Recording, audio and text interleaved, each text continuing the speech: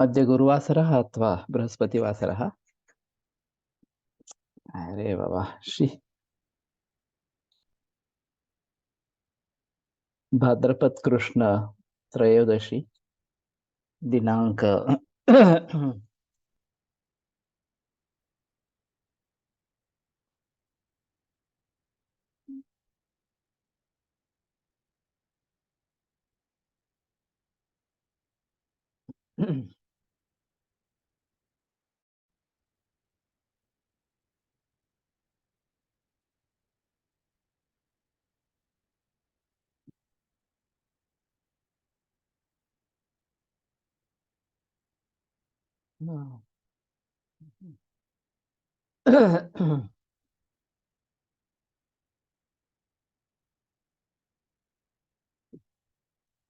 अद्य बुधवार गुरुवासरः अथवा बृहस्पतिवासरः भाद्रपद कृष्ण त्रयोदशी दिनांक 12 अक्टोबर 2023। भाव प्रकाश निघंटु गुग्गुलु। शंखं चक्रं जलौकान् दधतमृतघटं चारुदौर्भिश्चतुर्भिः सूक्ष्मस्वच्छातिरुद्यांशुकपरिविलसन् मौलिमम्भोजनेत्रं कालाम्भोदोज्ज्वलाङ्गं कटितटविलसच्चारुपीताम्बराढ्यं वन्दे धन्वन्तरिं तन् निखिलगदवनप्रौढदावाग्निलीलम् ब्रह्मणो हि समारब्धाम् आत्रेयाद्येषु पूजिताम् अस्मदाचार्यपर्यन्तां वन्दे गुरुपरम्पराम् आयुर्वेदरतं वन्दे माधवाख्यं महागुरुम् आयुर्वेदामृतं सर्वं शिष्येभ्यो यः प्रदत्तवान् द्रष्टाज्ञानी दृष्टकर्मा कृतकर्मा तथैव च अध्यापकोऽभिषक्श्रेष्ठो महान् संशोधकस्तथा गुणैरेतैः समुदितैः यत्कार्यं प्रतनोति सः समृद्ध्यर्थं हि कार्यस्य वयं नु प्रयतामहे सरस्वत्यै नमो यस्याः प्रसादात् पुण्यकर्मभिः बुद्धिदर्पणसङ्क्रान्तं जगदध्यक्षमीक्षते आत्रेयं प्रथमं वन्दे आयुर्वेदजगद्गुरुम् आयुर्वेदामृतं सर्वं गृहीत्वा हि सुरेश्वरात् अग्निवेशादिकेभ्यो यत् प्रयच्छत् मुनिसत्तमः प्रथमं तन्त्रकर्तारम् अग्निवेशं नमाम्यहम्।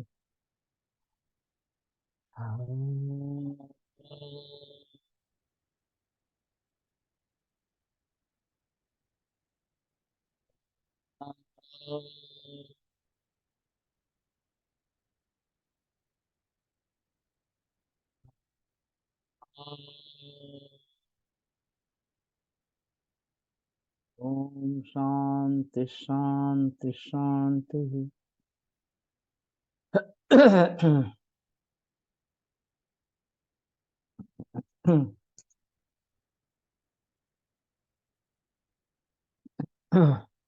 वैषद्यात् गुगुलु कफग्ना धातु शैथिल्यहरश्च धातूनां प्रसादकरश्च भवति। तो विशद गुण होने के कारण गुगुलु कफग्न धातु शैथिल्य दूर करने वाला और धातुओं का प्रसाद करने वाला इस प्रकार का है।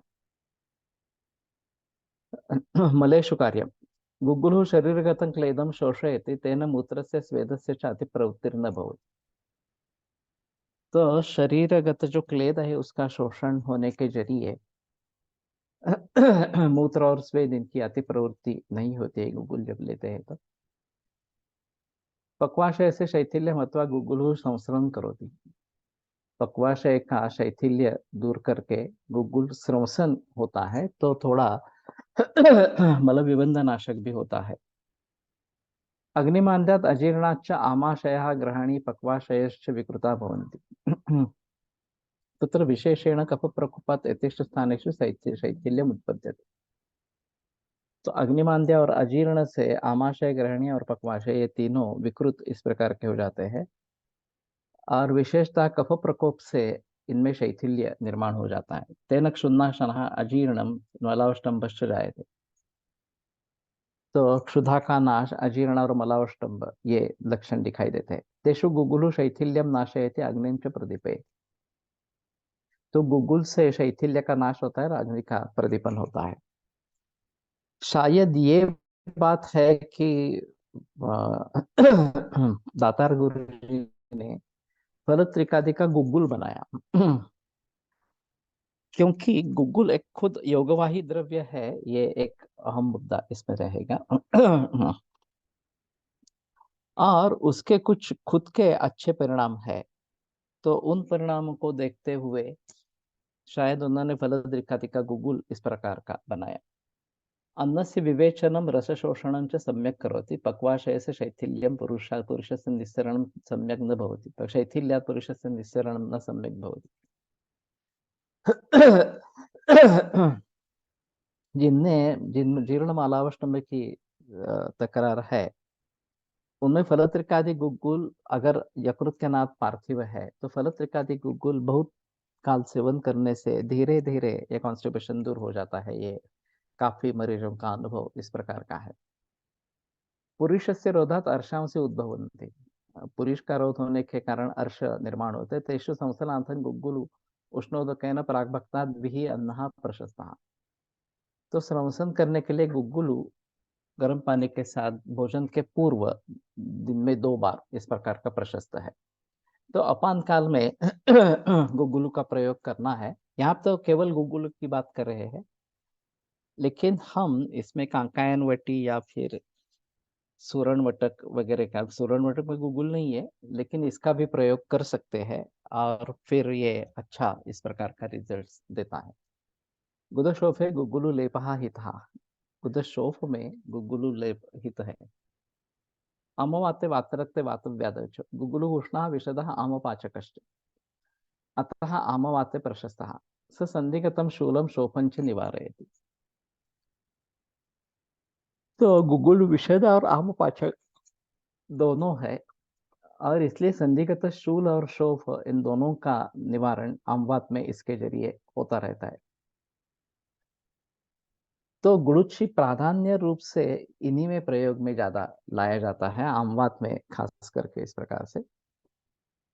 गुग्गुलु गुड़ुचि शुंठी गोक्षरकक्वाथ युक्तः युतः आमशूलं कटिशूलं च हन्ति।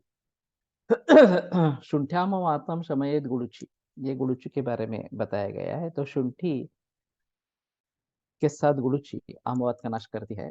अब इसमें गोक्षुर भी उन्होंने डाला है कि जो भी क्लेद इसमें निर्माण होगा, उसका पाचन होने के बाद उसको बाहर निकालने के लिए गोक्षुर अच्छा काम करता है। और फिर इन सभी के साथ गुग्गुलू, ये एक अच्छा कॉम्बिनेशन इस प्रकार का है। शायद गुड़ुचि शिंठी गोक्षरक्वाथ में गुग्गुल सिद्ध करके एक गुग्गुल दे सकते हैं, ये भी एक बात हो सकती है।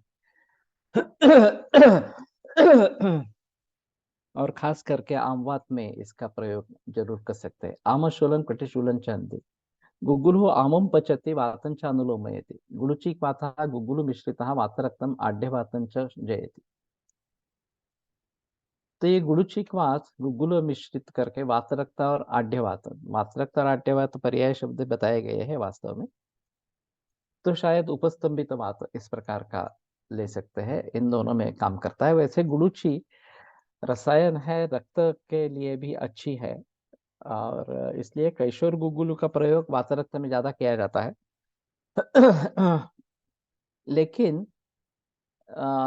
इस प्रकार से गुरुचि क्वाथ से गुग्गुलु मिश्रित करते हैं, तो मुझे लगता है गुरुचि शंठो गोक्षुर एक क्वाथ जो है उसमें गुग्गुल सिद्ध करे और ये प्रचलन में लाए, ये थोड़ा आसान इस प्रकार का रहेगा। वैसे काफी योगराज गुग्गुल, महायोगराज गुग्गुल वगैरह वगैरह काफी द्रव्य प्रचलन में है ही, उसमें कोई संदेह की बात नहीं।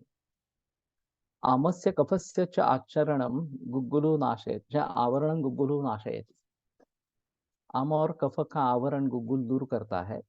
आवृतवातन च जयति, और आवृतवात में भी वो लाभदायक होता है, उसको भी जीत लेता है। वैसे आवृतवात का निदान होना और फिर मूर्तावरण है या अमूर्तावरण है, वायु का ही आवरण है, ये देख पाना। और फिर अगर अमूर्तावरण है तो वायु की ही चिकित्सा करनी है। तो इसमें एक अहम मुद्दा इस प्रकार का रहेगा कि ये आवरण किस प्रकार से होते हैं। मैंने पहले भी इसके बारे में बहस की थी, एक बार फिर से दोहराता हूँ। मामा गोखले के कुछ अलग विचार इस प्रकार के थे। तो 5 प्रकार के वायु है, तो वो 5 प्रकार के वायु अलग अलग है या एक ही वायु विभिन्न अवस्था, विभिन्न स्थान के अनुसार अलग अलग कार्य करता है, इस प्रकार की स्थिति है। रसायन है गूगल, और गूगल रसायन है, उसमें संदेह की बात इस प्रकार की नहीं है। तो फिर ये पांच पांच वायु अलग अलग है या एक ही है, इसका समाधान इसमें भी जाता है कि वायु का ऊपर ऊपर आवरण हो जाता है, तो निस्संशय ये अलग अलग है, इसमें कोई संदेह की बात नहीं। और वैसे अष्टांग संग्रह में पंचात्मा वायु कोष्ठे प्रादुर्भवति, इस प्रकार का सूत्र है। तो 5 प्रकार का वायु कोष्ठ में प्रादुर्भूत होता है। तो कहने का तात्पर्य था ये अलग अलग है। फिर अगर इनमें भेद है तो क्या भेद है, ये दूसरी आशंका है, किस प्रकार का भेद।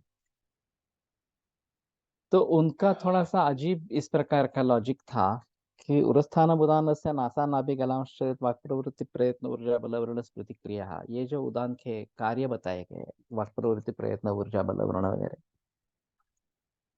ये शैत्य से जुड़े इस प्रकार से है। और खास करके विदेशों में जहाँ ठंडा वातावरण रहता है, वहां ये सभी कार्य अच्छे तरीके से देखने के लिए मिलते हैं।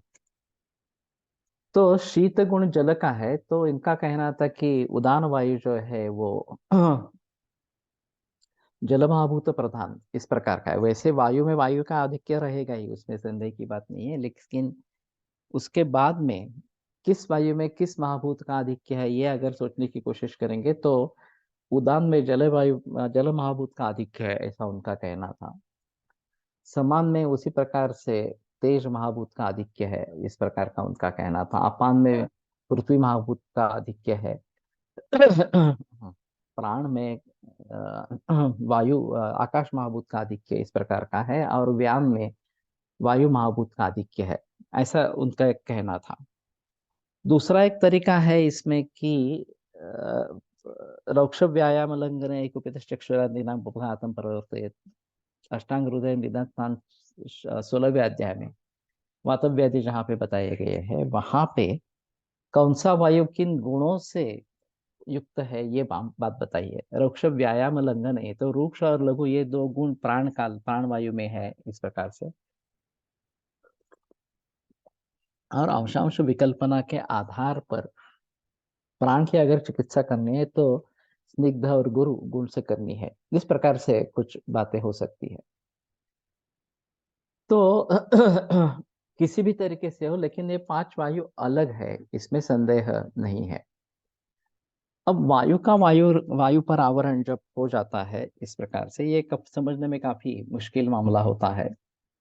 तो बेहतर ऑप्शन है कि चरक में जहाँ पे आवृतवाद के बारे में बताया गया है, वो श्लोक कंठस्थीकरण करें और वैसी कंडीशंस मरीजों में देखने की कोशिश करें। जब हम वातव्याधि है, आवृतवात है, इस निदान पर पहुंचते हैं, नतीजे पर पहुंचते हैं, तो आगे चलकर ये किस वायु का किस वायु पर आवरण है ये देखने की कोशिश करें लक्षणों के आधार पर। और फिर पित्तरक्त विनिर्मुक्त समस्ता वर्णावृत, ये रसोन एक बात बताई गई है, उसका प्रयोग हो सकता है। लेकिन आवृत और आवरण करने वाला आवरक, इनमें से किसकी चिकित्सा करनी है ये एक बड़ा मुद्दा हो जाता है। तो ग्रंथों का जो कहना है, वृतानेतान विमार्गगान संस्थानम गमये देवम वृतानेतान विमार्गगान, इस प्रकार से शीत गुण शरीर और प्रकृति दोनों के लिए भी श्री प्रदान करती है, इसलिए पहाड़ी क्षेत्र के लोगों का बल अच्छा रहता है। शीत वातावरण वाले देश भी प्राकृतिक संसाधन में अन्य देशों से अधिक समृद्ध रहते हैं, इसी के आधार पर उनका कहना था। तो इसमें उदानम योजयेद ऊर्ध्वम, उदान को ऊपर आने के लिए प्रयास करे, लाने के लिए प्रयास करे। अपानम चानुलोमय, अपान का अनुलोमन करे। समानम शमयेच्छैव, समान वायु का शमन करे। त्रिधा व्यानम तो योजयेद, ये तीनों प्रकार प्राण व्यान में प्रयोग करे इस प्रकार से। और प्राणो रक्षस चतुर्भ्योपि स्थाने यस्य स्थितिर्ध्रुवा। तो प्राण का रक्षण रक्षण चतुर्भ्योपि ये निर्धारण षष्ठी है। बहुत सारे लोग चतुर्भिरपि इस प्रकार से उसका अर्थ करते हैं कि चारों प्रकारों से प्राण का रक्षण करे, लेकिन ये नहीं है, ये षष्ठी विभक्ति है। तो निर्धारण षष्ठी इन सभी में से प्राण का सबसे ज्यादा महत्व है, उसका रक्षण करना बहुत ज्यादा जरूरी इस प्रकार का है। तो प्राणो रक्षस चतुर्भ्योपि स्थाने यस्य स्थितिर ध्रुवा, कि वो अपने स्थान में होना जरूरी इस प्रकार का है। सोम स्थानम गमय देवम वृतान एतान विमार्गे कावन। तो जो आवृत इस प्रकार के वायु है, उनको इस प्रकार से अपने अपने स्थान में लेके जाए, इस प्रकार से गमयेत एवं स्तुतान एतान विमार्गेण। तो वायोर धातु क्षयात कोपो मार्गस्य आवरणेन वा, ये जो बात कही गई है, तो धातु क्षय से वात प्रकोप और मार्गावरोध से वात प्रकोप, ये मार्गावरोध रुमूर्त या अमूर्त इस प्रकार का, दो प्रकार का होता है। जो बाकी दो रस वगैरह है जिनके जरिए मार्गावरोध हो सकता है, उनके बारे में काफी बहस की गई है। लेकिन वायु का वायु के ऊपर आवरण हो गया और फिर जो आवृत वायु हो गया, उसकी चिकित्सा करनी है, वो ज्यादा पीड़ादायक इस प्रकार का है। और फिर उसको कहाँ से कैसे निकाले, इसके बारे में उदानम योजय दुर्गम अपानम चांदुलोम इस प्रकार का सूत्र। अब जहां जहां वात का अनुलोमन करता है, इस प्रकार का कुछ परिणाम दिखाई देता है, बताते हैं कर्मों में अनुलोमन इस प्रकार से। तो जो भी वायु हो, जिस क्षेत्र में हो, वहां उसका उस तरीके से अपने अपने राम मार्ग से निकल जाना, ये उसके लिए अनुलोमन अनुलोमन है। ज्यादातर हम बात करते हैं अपान की, क्योंकि वो प्रधान इस प्रकार का है। उदावर्त जो है प्रायः अपान वायु से संबद्ध इस प्रकार का है। और मलावष्टम्भ, आम, आनाह, आत्मान, ये बातें काफी कॉमनली दिखाई देती है इस प्रकार से। तो अपान का अनुलोमन हो गया तो बहुत सारे लक्षण नष्ट हो जाते हैं, बहुत सारी बीमारियां ठीक हो जाती है इस प्रकार से। तो इसलिए अपान को ज्यादा महत्व मिल गया। लेकिन फिर भी बाकी वायु भी उतने ही महत्वपूर्ण इस प्रकार के है, और फिर उनके बारे में सोचना जरूरी इस प्रकार का रहेगा। और कैसे उनके बारे में हम प्रयास करेंगे, ये देखना जरूरी इस प्रकार का होगा। तो कहने का तात्पर्य अर्थ ये है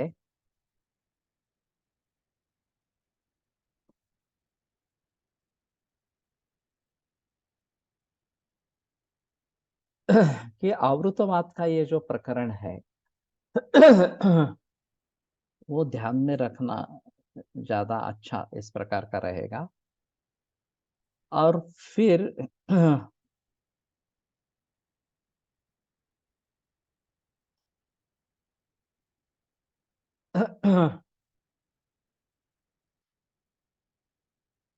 रसोन एक इसमें अच्छी दवा है, गुग्गुलू भी अच्छी दवा है इस प्रकार से। गुग्गुलू आवृत और आवर्क, उन दोनों वायु का शमन कर सकता है। अब बात यह है कि हमें किससे काम करना है, किस पर काम करना है। ग्रंथों में जो लिखा है वो वृतानेतान विमार्ग गमन इस प्रकार के ही लिखा है कि जो आवृत है वो विमार्ग हो गए हैं, तो उनको फिर से मार्ग पे लाना ये आवश्यक इस प्रकार का रहेगा। इट्स कंसेप्चुअल डायरेक्शन और technical direction can through different yoga or pranayama techniques be applied for different types of vata.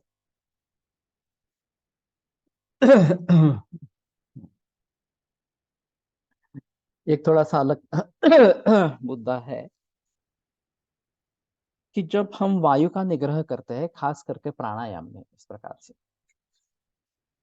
तो प्राणायाम में वायु का निग्रह हो जाने के कारण सभी प्रकार के वायु का जय हो सकता है। केवल प्राण या उदान की बात यहाँ पे नहीं है, वो दोनों तो श्वासोश्वास प्रक्रिया में हिस्सा लेने वाले इस प्रकार के हैं। लेकिन मूलबंध लगाया जाता है, खास करके अनुलोम विलोम करते हुए। तो मूलबंध लगाते हैं तो ये अपान के ऊपर भी काम इस प्रकार का करता है। जालंधर बंध लगाते हैं उदान के ऊपर काम अच्छा करने के लिए, इस प्रकार से।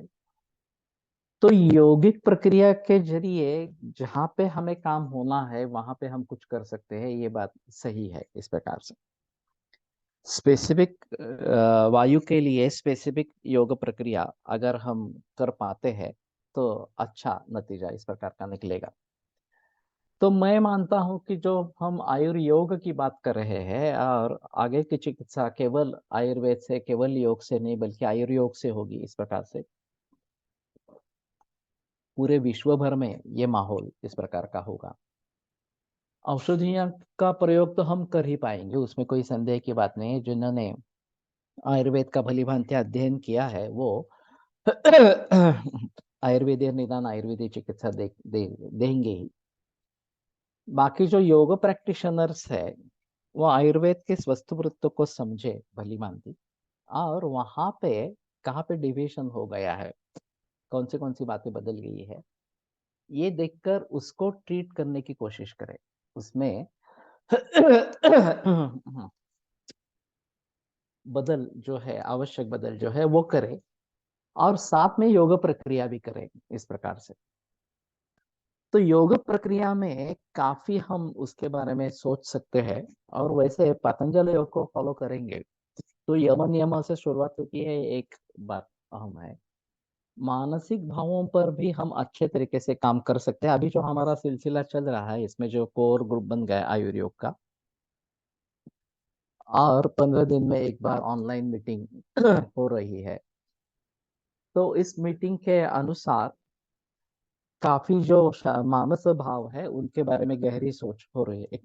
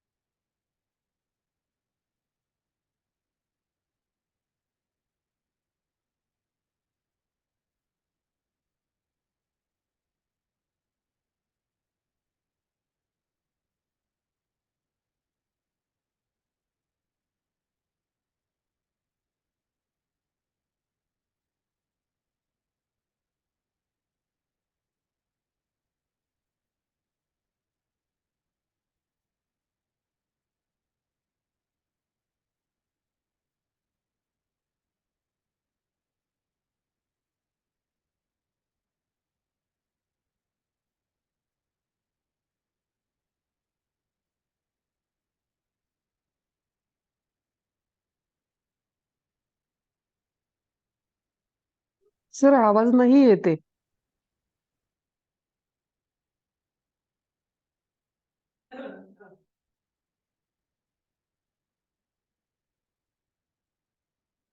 सर नाही आहेत. 1-2 मिनिटात येतील माझ्या मते.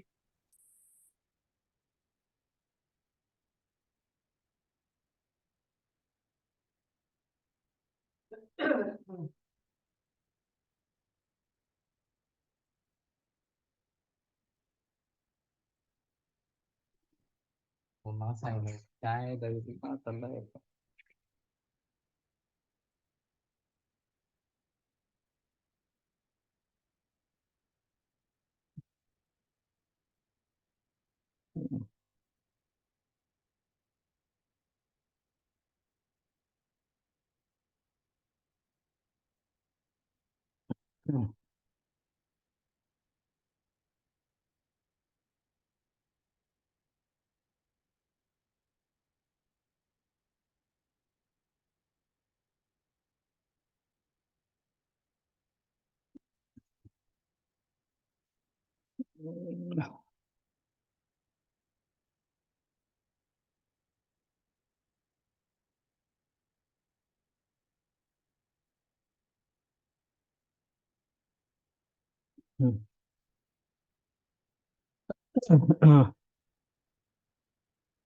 नव guggul ब्रोहण and Purana guggul is दोष धातु का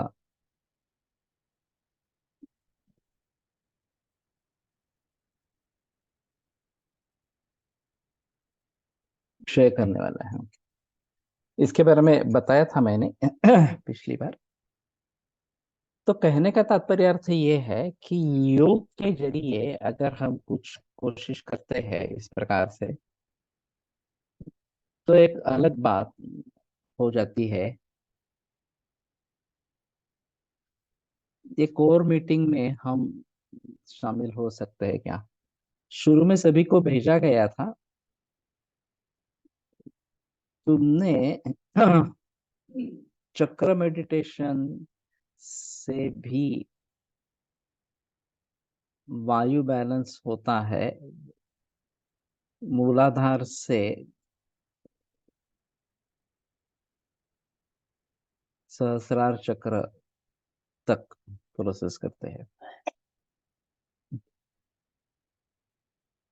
हाँ, तो एक काम करो तुम, मुझे सुश्रुत को या इसको निसार शेख को कांटेक्ट करो। लेकिन हम चाहते हैं कि जो इसमें काम करने वाले हैं वो नियमित रूप से हम जो उनको बताएंगे काम करना है वो करना है उनको। ग्रंथों में से रेफरेंसेस वगैरह ढूंढने हैं। जब हमने ये आयुर्योग के 3 वेबिनार वर्कशॉप्स लिए थे, इसमें जो लोग आए थे उसमें तुम आई थी नहीं थी मालूम नहीं मुझे। तो उनमें से 41 लोगों ने गूगल फॉर्म भर के दिया था कि हम काम करेंगे। फिलहाल 20-25 लोग हैं उसमें काम करने वाले। कुछ लोगों ने बता दिया बाद में कि नहीं, हमने नहीं कर पाएंगे इस प्रकार से। तो एक हम कोर टीम बनाना चाहते हैं जो डेडिकेटेड हो इसमें। और पंचकोश और ये षट चक्र और वायु के विभिन्न भेद वगैरह वगैरह, इसके सभी के जरिए और मन बुद्धि इनके बारे में भी या विज्ञान के बारे में भी हम काम करेंगे। तो ये होलिस्टिक अप्रोच इस प्रकार का रहेगा। अभी जो है वो फ्रेगमेंटेड अप्रोच इस प्रकार का है। और नहीं ज्ञानावयवेन कृत्स्नेज्ञेय ज्ञानम उत्पद्यते, कि ज्ञान का कोई अवयव इससे कृष्ण जो ज्ञेय है उसके बारे में ज्ञान नहीं होता है। ये चरकाचार्य के कहना है। तो सभी बातें समझने की कोशिश करें, शरीर इंद्रिय मन आत्मा, और फिर ये पंचकोश षट चक्र वगैरह वगैरह, ये सभी के बारे में जानकारी हासिल हासिल करने की कोशिश करेंगे। तो ये डेडिकेटेड वर्क है और इसमें से जो फल निकलेगा वो केवल आयुर्वेद के लोगों के लिए नहीं, योग के लोगों के लिए भी और पूरे मानव जाति के लिए उपयुक्त इस प्रकार का होगा। क्योंकि हम सर्वांगीण दृष्टि से सभी मूल भावों को देख रहे हैं। ये सबसे अहम मुद्दा इस प्रकार का है। और योग के लिए तो कोई प्रत्यवाय नहीं है। विदेश में, भारत में योग का प्रचलन हो ही सकता है। आयुर्वेद के औषधियों के बारे में थोड़ा सोचना पड़ेगा, लेकिन भारत में तो हम आयुर्वेद चिकित्सा करते ही है। विदेशों में इसके बारे में सोचना पड़ेगा। लेकिन औषधियों के बगैर भी आयुर्वेद काफी काम में आता है।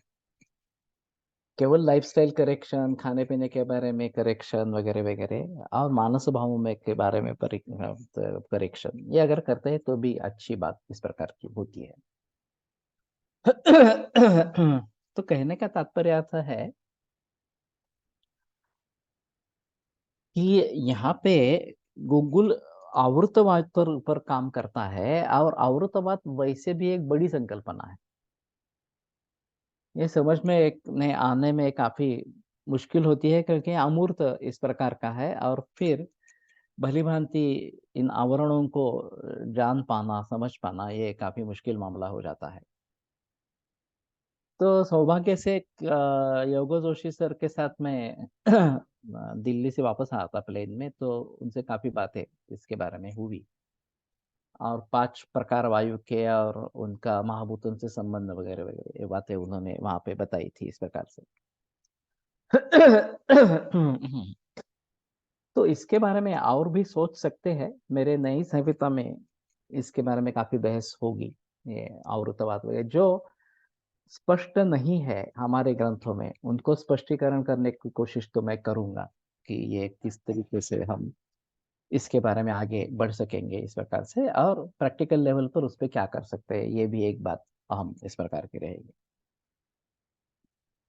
तो ठीक है।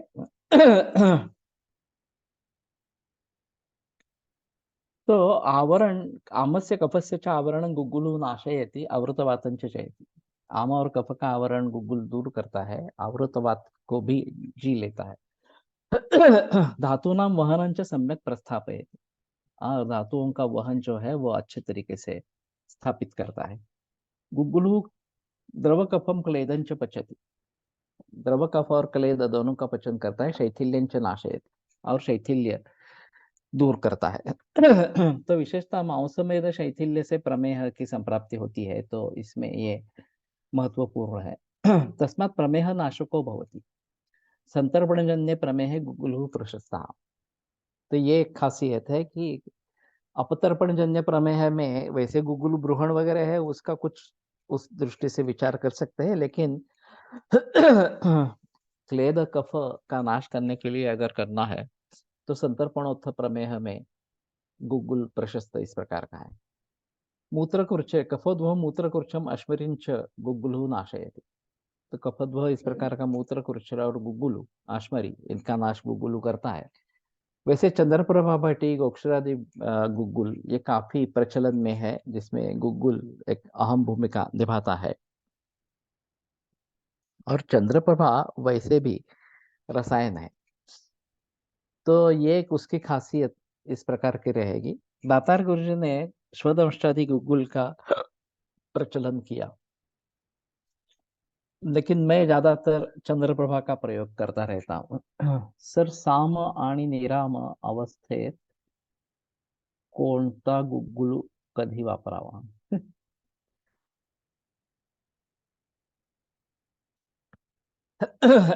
ऐसे सामे पाचनम इस प्रकार की चिकित्सा है। तो पहली चिकित्सा लंघन पाचन ये है, और फिर गुग्गुल का दे सकते हैं, लेकिन संतर्पण करने वाले अपतर्पण करने वाले दोनों प्रकार के गुग्गुलु है। तो शुरू की अवस्था में सामावस्था में इस प्रकार से जो अपतर्पण करने वाले इस प्रकार के गुग्गुल है, उनका प्रयोग हो सकता है। और निरामावस्था में जो ब्रूहण करने वाले रसायन इस प्रकार के, उनका प्रयोग हो सकता है। आरोग्यवर्धिनी एक अच्छा नमूना है अपतर्पण करवाने के लिए सामावस्था में। ये खड़ीवाले वैद्य की एक किताब है श्रीदेवी आरोग्यवर्धिनी। केवल आरोग्यवर्धिनी के ऊपर छोटी पुस्तिका लिखी है, और उसको श्रीदेवी कहा गया है क्योंकि उनको 4 किलो गुग्गुल हर हफ्ते के लिए लगता था। इतने बड़े पैमाने पर गुग्गुल का प्रयोग खड़े वाले वैद्य करते थे।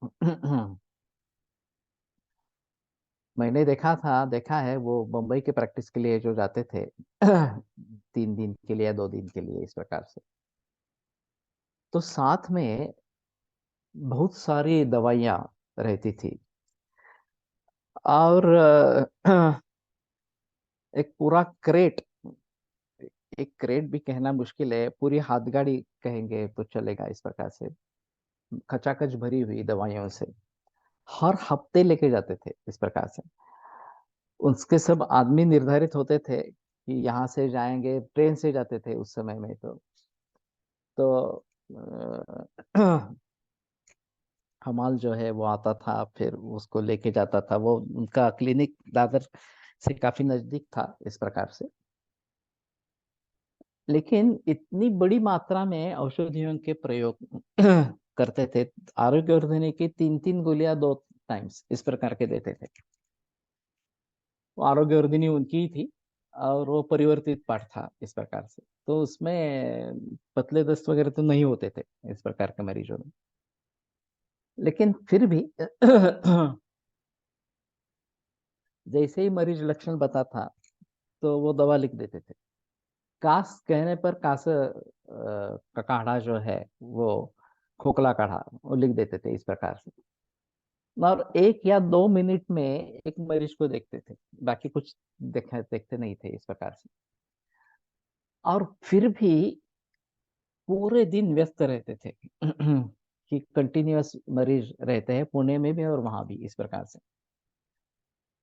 तो हम काफी कोशिश करते हैं, सभी जानकारी लेने के लिए प्रयास करते हैं, और फिर भी हमारे पास मरीजों की संख्या 10-15 से आगे जाती नहीं है।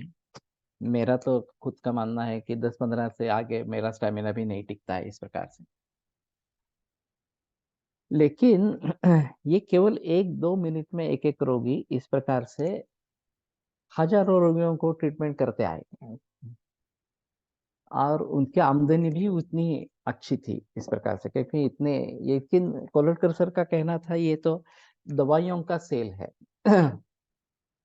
डायग्नोसिस और ये काफी मुश्किल मामला है इस प्रकार के। Sridevi Arogyavardhini book name, yes, सारी गोलियों का डोज 3 बीड़ी ही था। हाँ, वही है। लेकिन हमारे पास आने वाले मरीज और उनके पास जाने वाले मरीज, इसमें काफी अंतर है। प्रायः विभिन्न प्रकार के लोग होते हैं, किन कुछ लोगों को वो पसंद होता है, कुछ लोगों को हमारी ट्रीटमेंट पसंद होती है। लेकिन वो पसंद करने वाले बहुत ज्यादा संख्या में है, हमारी ट्रीटमेंट पसंद करने वाले कम संख्या में है इस प्रकार से।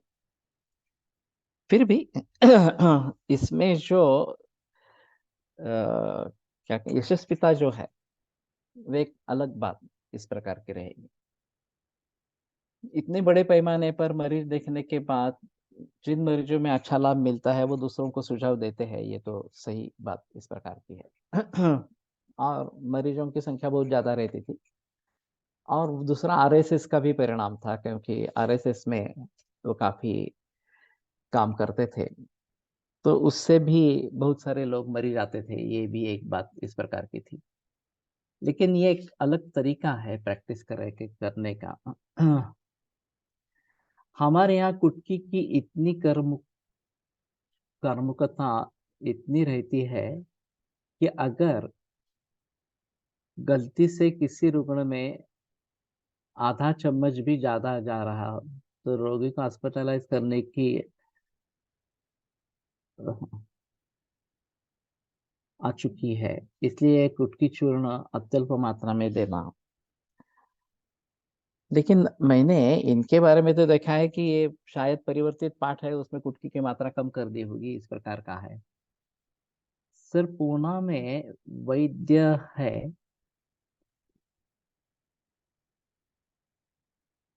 वसु भी, वसु जी है। गुरु दत्तात्रेय परंपरा से जन उनके भी बहुत मरीज होते हैं। वह नोपेडी 300 और मोर।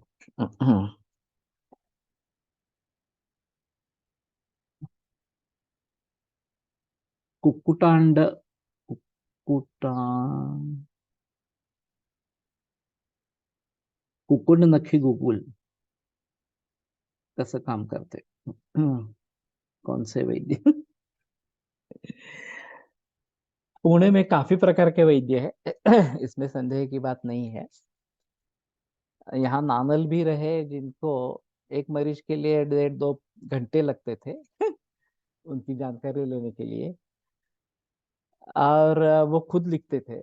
कोलटकर सर ने ये शुरुआत की कि विद्यार्थी या छात्र या असिस्टेंट जो है वो हिस्ट्री ले लेंगे और सिर्फ सर देखेंगे, तो सर का समय बच जाता है। मैं भी वही फॉलो करता हूँ इस प्रकार से। लेकिन केवल 1-2 मिनटों में मरीज को देखकर दवा देने वाले खड़ी वाले जैसे भी वैद्य हुए हैं यहाँ पे।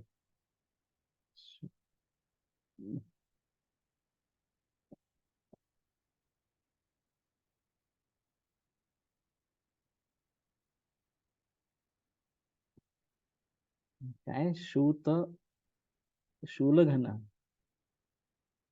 रक्षोघ्न कुटकी कम करके नीम की भावना एक्स्ट्रा। ओके, मेदोज ग्रंथि। वैसे मेदोज ग्रंथि काफी मुश्किल मामला है। इनमें कुछ मरीजों में बहुत अच्छे रिजल्ट्स मिलते हैं लेकिन बहुत सारे मरीजों में कुछ फायदा ज्यादा नहीं होता है। केवल मेदोज ग्रंथि है, इसके लिए भी मरीज आते हैं। तो मैं शुरू में ही बता देता हूँ कि कुछ दिन तक कोशिश करेंगे, अगर फायदा नहीं हुआ तो फिर आप किसी दूसरे वैद्य के पास जाना है तो जाओ। वैसे ये ज्यादा नुकसान करने वाली बात इस प्रकार की नहीं है। मेदो लाइपोमा इस प्रकार के कुटकी कम करके है मेदोज ग्रंथि में। तो इसमें ये अच्छा गुग्गुल अच्छा काम करता है। धूतग्न रक्षोघ्न कार्य गुग्गुल वेरी यूजफुल। हाँ, ये धूपन में प्रयोग में लाया जा सकता है, भूतग्न और रक्षोघ्न इस प्रकार से। और मेरा एक सुझाव है अभी एक या दो ही बच्चे होने वाले हैं, अभी की जो पीढ़ी का जो देखना है इसमें। और काफी लोग ऐसे हैं कि जिनके पास पैसा है और एलोपैथी उसका पूरा फायदा उठा रही है कि IUI IVF वगैरह के जरिए बहुत सारा पैसा एलोपैथी में चला जा रहा है। तो अगर हम एक सूतिकागार बनाएंगे,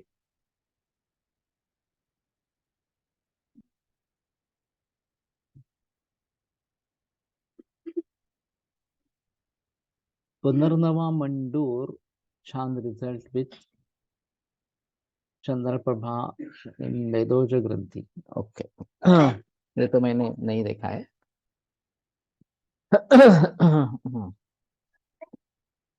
तो कहने का तात्पर्य अर्थ ये है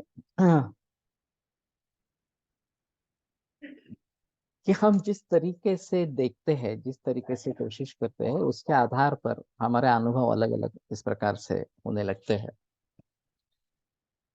और फिर काफी बातें ऐसी है, पुणे में खास करके मैं बताऊंगा कि विभिन्न प्रकार के वैद्य है और हर एक की प्रैक्टिस चलती है ये एक अलग मुद्दा इस प्रकार का रहेगा, किसका ग्रंथों का अध्ययन कितना है, और मीन्स लाइपोमा या और अनुभव कितना है, समझ कितनी है आयुर्वेद की, इनके आधार पर हर व्यक्ति अपने अपने तरीके से कुछ ना कुछ करता रहता है इस प्रकार के। सर आप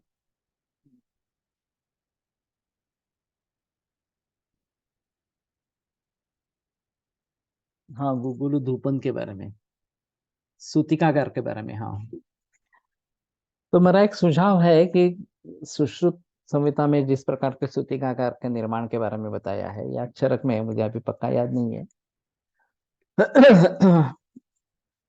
तो ये अगर हम सूतिकागार इस प्रकार से बनाएंगे और एंटीनेटल जो है वो आयुर्वेद में चलती रहे, सभी हम वैद्यों के लिए पहले प्रयास करेंगे, जितने भी स्त्री वैद्य है या पुरुष वैद्य है और उनकी पत्नियां हैं, उनके बारे में शहर में तो ये सूतिकागार अवश्य चल सकता है इस प्रकार से। और फिर वहां पे सूतिकागार में प्रवेश काफी जल्दी करना है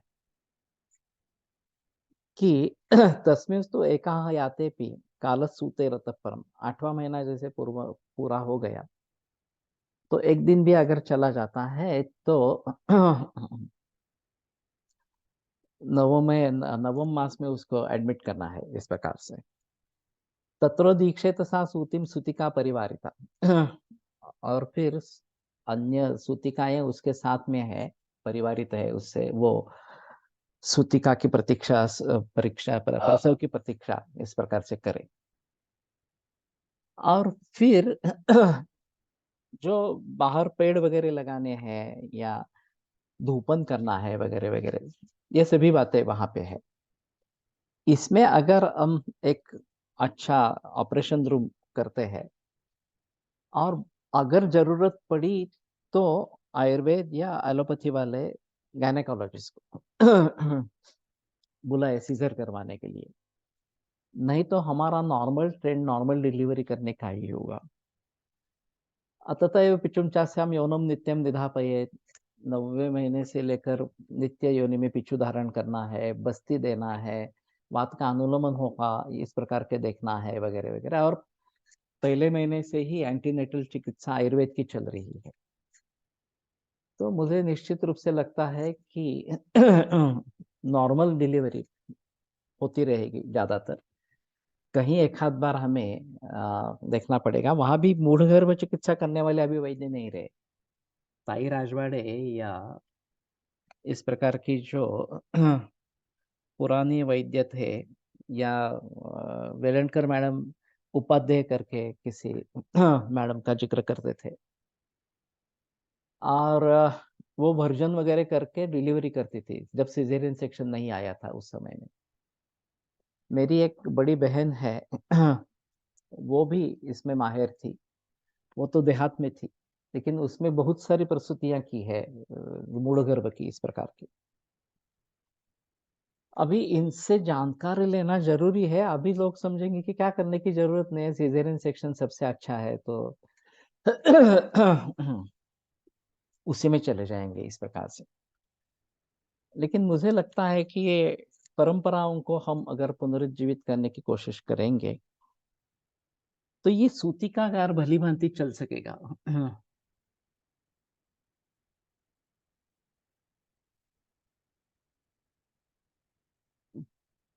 मेदोपाचक नाक शौक्तिक समान काल में निर्गुंडी तेल से विमलापन लाइपोमा में बहुत अच्छा काम करता है। ठीक है, तो काफी लोगों ने लाइपोमा में काम किया है। मैंने शायद उतना उसमें ध्यान नहीं दिया इस प्रकार से। मी पण मेदोपाचक तो नवको गुगल रोज मात्रा बसती द्यावा का sir? Yes, I delivered my son against Harinama Sankirtana among the Harinama in modern hospital. ये तो बहुत बढ़िया है। विदेशों में मिडवाइफरी का जिक्र चलता रहता है, और हाँ, होम डिलीवरीज भी काफी मात्रा में होती है। चॉइस दिया जाता है आपको होम डिलीवरी करनी है या अस्पताल में आकर डिलीवरी करनी है। अगर होम डिलीवरी में प्रॉब्लम होती है तो अस्पताल में ही जाना पड़ता है, वो अलग बात इस प्रकार की है। लेकिन जितना प्रचलन यहाँ सिजेरियन सेक्शन का है उतना तो विदेशों में नहीं है इस प्रकार से। और मिडवाइफरी अभी भी काम कर रही है इस प्रकार से। तो कहने का तात्पर्य अर्थ है कि हम इस प्रकार का अगर सूतिकागार बनाएंगे, और सूतिका परिवारिता ये जो बात बताई गई है, जिनके बहुत सारे प्रसव हुए हैं, ये औरतें उसके इर्द गिर्द होनी चाहिए जो अनुभवी इस प्रकार की हो। वैद्य भी होना चाहिए ऑफ कोर्स। अन्ना करमरकर ने काफी काम इसमें किया था, ऐसा मैंने सुना है। आयुर्वेद सेवा संघ का जो अस्पताल नासिक में है, वहाँ वो डिलीवरी करवाते थे, अन्ना करमरकर डिलीवरी करवाते थे। तो ये भी बड़ी अच्छी और बड़ी अजीब इस प्रकार की बात है। त्रिवैद्य तो उस समय भी थे, फिर भी उनकी खासियत थी कि वो अच्छी तरीके से डिलीवरी करवाते थे इस प्रकार से। और काफी मरीज उन्होंने केवल आयुर्वेदीय पद्धति से नॉर्मल प्रसव इस प्रकार का किया है। तो अंडर वाटर बर्थ, ओके, ये एक अलग तरीका है कि पानी में डिलीवरी करवाते हैं इस प्रकार से।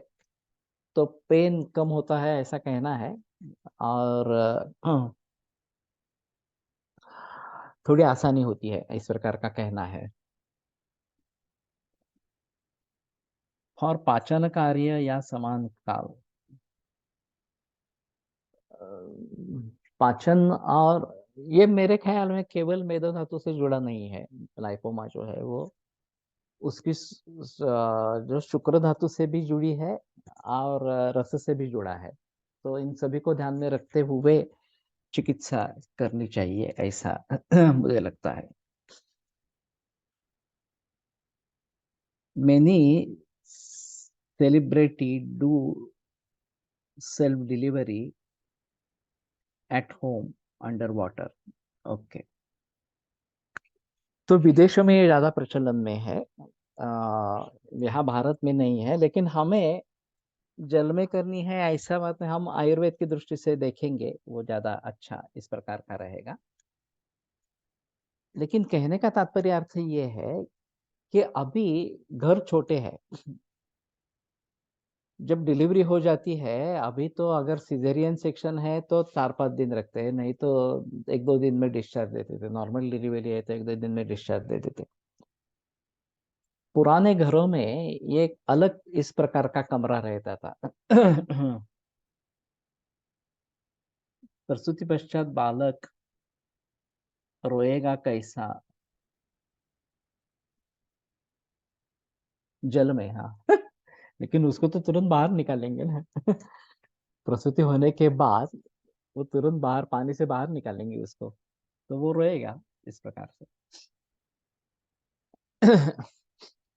तो कहने का तात्पर्य अर्थ है कि 1.25 मास तक जनरली घर में रहते हैं और उस कमरे में रहते हैं, जो बालंतिनी खोली जिसको कहते हैं, सूतिका की सूतिका का कमरा इस प्रकार से, जो अंधेरा रहता है, घृत का दिया जलाते हैं वहां पे इस प्रकार से।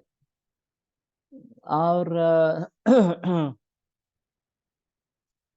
9 महीने गर्भाशय में रहा है, अंधेरे में रहा है, तो उसको डायरेक्ट एक्सपोज नहीं करना है बाहर के प्रकाश के लिए इस प्रकार से। और फिर देवदर्शन के लिए लेके जाते हैं 1.25 महीने में, ये प्रथा है इस प्रकार से। तो कहने का तात्पर्य अर्थ ये है कि 1.25 महीने तक अगर ये सूतिकाएं वहां पे रहती है तो उससे काफी अच्छी आमदनी होगी। वैसे डिलीवरी करने के पूर्व भी वो वहां पे रहेगी और डिलीवरी होने के बाद भी वहां पे रहेगी, तो घर में ये जो कमरा होना वगैरह वगैरह ये जो बातें हैं वो शायद होनी चाहिए, नहीं होनी चाहिए, उसके बगैर भी काम चल सकता है इस प्रकार से। और मुख्य उद्देश्य जो है वो धूपन, उसका मालिश वगैरह वगैरह जो है वहां पे, तो हम निश्चित रूप से दोनों के लिए अभ्यंग की ये कर सकते हैं, औरतों को रख सकते हैं अभ्यंग करवाने के लिए, और वो ट्रेंड हो।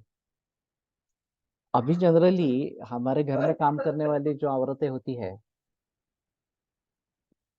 उनको बुलाया जाता है अभ्यंग करने के लिए, उस सूतिका को या बालक को इस प्रकार से, और वो अपने तरीके से करते हैं। लेकिन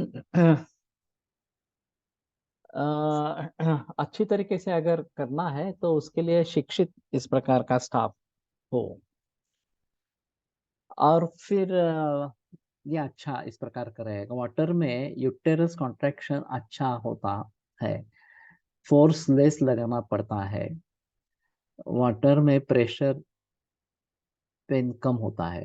ओके, वातवृद्धि होईल ना। लेकिन ये पानी जो है वो गुनगुना पानी भी हो सकता है, कर सकते हैं अगर।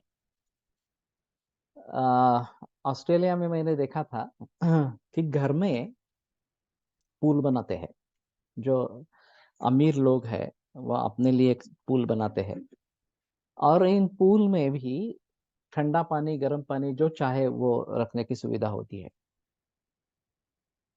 तो हीटर्स भी लगाए होते हैं, और पानी आपको गुनगुना गर्म चाहिए तो वो भी होता है, गर्मी का मौसम है तो ठंडा पानी भी मिलता है इस प्रकार से। तो अमीरों के लिए ये सभी चीजें पॉसिबल है। हम भी अगर इस प्रकार का सूतिकार बनाएंगे तो ये पॉसिबल होगा कि इस प्रकार की सुविधा हम दे सकें। पानी नाकातोंडात नहीं। देखो ये तो प्रचलन में है, तो इन सभी के बारे में सोचा होगा। तुम एक बार गूगल सर्च करो डिलीवरी अंडर वाटर, तो शायद काफी बातें सामने आएगी इस प्रकार से।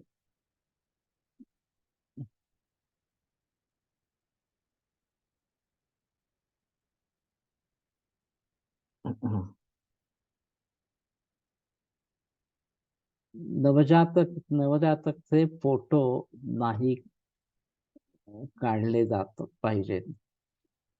त्यामुळे रेटायनावर दुष्परिणाम होतो. वो तो फ्लड लाइट्स के अंडर सिजेरियन सेक्शन होता है. तो वो तो काफी बडा नुकसानकारक आहे जाकुची. आणि आजकाल स्त्रिया लगेच मोबाईल वापरायला लागतात. ते बरोबर नाही. सुतिकागार छान आयडिया आहे. It's lipoma on kidney. तो क्या कह सकते हैं, या सर्जरी का ऑप्शन. ये बताना मुश्किल है. ये लाइपोमा इन किडनी है तो क्या करना है, तो हर केस को देखकर उसके आधार पर उसकी चिकित्सा करनी पड़ेगी. पूरी हिस्ट्री ले लो फिर ही आगे बारे में सोच सकते हैं. तो जल में प्रसूति करनी है नहीं करनी है एक अलग बात है, ये आधुनिक टेक्निक है. लेकिन हमारे हिसाब में 9वें महीने में ये बस्ती देना, 8वें महीने में बताया गया है निरोह देना है इस प्रकार के पुराणमल शुद्ध्यर्थ, और फिर 9वें महीने से आके मात्रा बस्ती देते रहना, इस प्रकार का स्नेहन रेगुलर करना, योनि पिच्छू धारण करना, ये सभी बातें अगर करते रहते हैं और सुलभ प्रसूति घृत भी मिलता है. केरल वालों का सुलभ प्रसूति घृत भी अवेलेबल है, उसका भी प्रयोग कर सकते हैं. तो इन सभी दृष्टि से अगर किया जाए तो शायद एक सूतिकागार अच्छी कल्पना इस प्रकार की रहेगी. घर में जो इसके बारे में ये करना पड़ता है, बहुत काफी चीजें एडजस्ट करनी पड़ती है, उससे ये बेहतर इस प्रकार का होगा. तो उसके बारे में जरूर सोचे. सर तुम्ही गोक्षरादी गुग्गुल ऐवजी चंद्रप्रभा वापरत याच्या बोलत होतात, मध्ये टॉपिक राहिला. हाँ. मेरे प्रचलन में श्वदंशादि गुग्गुल नहीं है ज्यादा, बहुत ही रेयरली प्रयोग करता हूँ. जहाँ गोक्षरादि देना है वहां मैं चंद्रप्रभा का प्रयोग करता हूँ, क्योंकि वो रसायन भी है इस प्रकार से. गोक्षरादि गुग्गुल वैसे रसायन नहीं है, गोक्षर रसायन है, गुग्गुल रसायन है, लेकिन फिर भी चंद्रप्रभा के फलश्रुति में जैसे रसायन इस प्रकार का लिखा है उस दृष्टि से, और चंद्रप्रभा एक अद्भुत कल्प है, उसमें कोई संदेह की बात इस प्रकार की नहीं है. तो चंद्रप्रभा ये अच्छा चॉइस इस प्रकार का है. ठीक है, आज रुकते हैं, कल इसको आगे बढ़ाएंगे. और कल का लेक्चर होगा, कल चतुर्दशी है, परसों अमावस्या है शनिवार को, तो शनिवार का लेक्चर नहीं होगा. सोमवार को फिर से चरक के लिए मिलेंगे.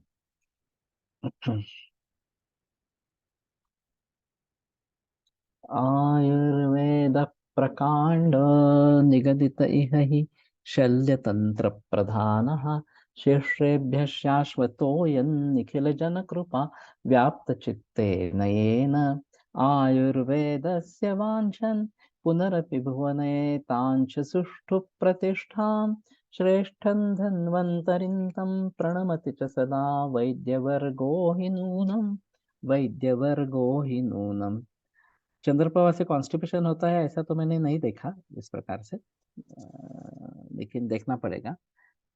चंद्रप्रभा नंतर नेत्र रोग में दाविस्कर सर प्रयोग करते हैं, मैं भी करता हूँ. दंतशूल में भी चंद्रप्रभा बताई गई है, उसमें भी अच्छे रिजल्ट आते हैं. दूसरा एक अहम मुद्दा सूतिकाकार के बारे में है कि अगर बच्चे के जन्म से ही आयुर्वेद के बारे में उस पूरे परिवार को मालूम हो जाएगा, तो शायद बचपन में भी ये आयुर्वेद की चिकित्सा लेते रहेंगे. और हमारी कोशिश रहेगी कि वैक्सीन नहीं देने हैं. अभी जो मैंडेटरी वैक्सीन है उसके बारे में मुकदमा लड़ना पड़ेगा, वो अलग बात इस प्रकार की है, लेकिन बाकी वैक्सीन तो नहीं देने हैं इस प्रकार से. और जनरल इम्यूनिटी पर जिक्र करेंगे और समाज को उसके जरिए अवगत कराएंगे कि ये जनरल इम्यूनिटी कैसी अच्छी है. अभी वैसे स्वर्ण प्राशन का प्रचलन काफी है पुष्य नक्षत्र पर, लेकिन केवल वो नहीं, बाकी बहुत सारी चीजें हैं कि जो हम कर सकते हैं. तो आपले हे पेशंट्स आहेत ज्यांना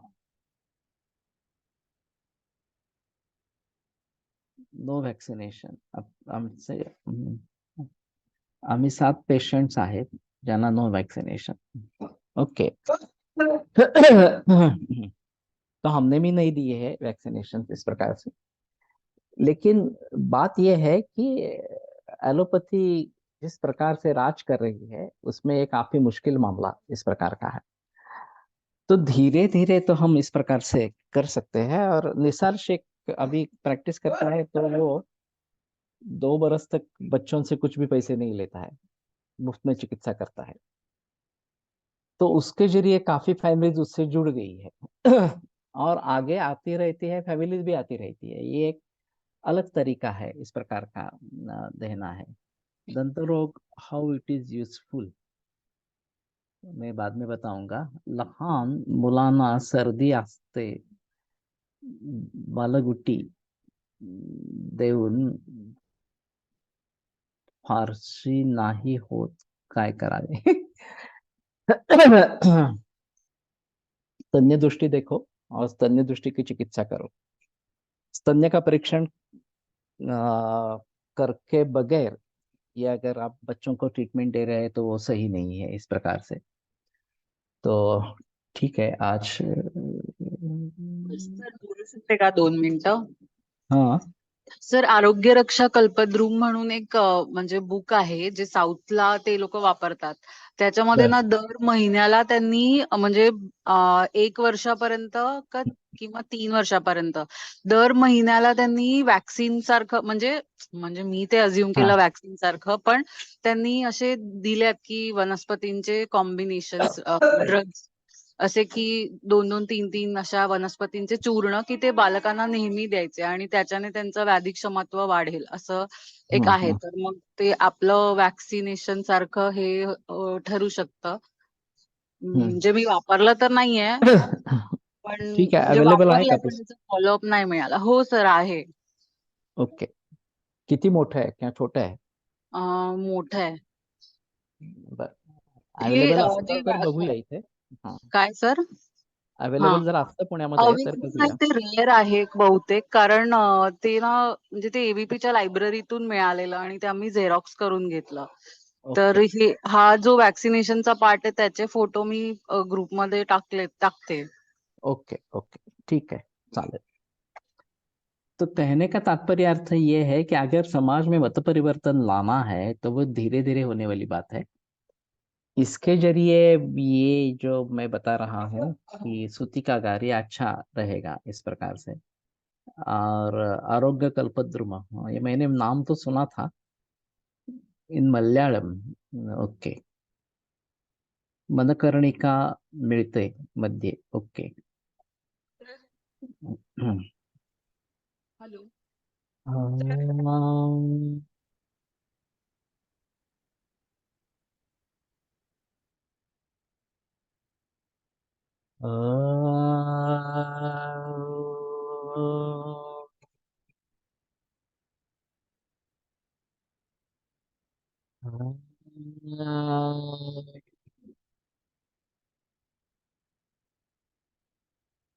ओम शांति शांति शांति. आरोग्य रक्षक ऐसा कुछ नाम बताया ना. आरोग्य कल्पद्रुम. ओके ठीक है, कोशिश करते हैं पाने की. विरम्यते व्याख्यान व्यापारात्. श्वः पुनरपि मिलिष्यामः.